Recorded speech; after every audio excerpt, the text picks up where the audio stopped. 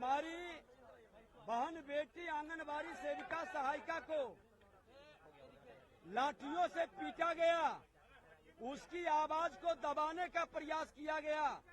जब भारत सरकार 4500 रुपया प्रति माह दे रही है और ये सभी स्टेट को मिलता है, आज मध्य प्रदेश में 8500 रुपया राज्य सरकार देती है, महाराष्ट्र के अंदर 5600 राज्य सरकार देती है।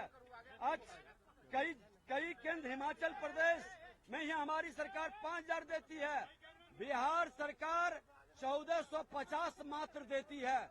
10,000 रुपया कम से कम आंगनबाड़ी सेविका सहायिका को बिहार सरकार मानदेय दे और इस तरह से लाठी बरसाना, लोगों की आवाज को दबाना ये बंद करे।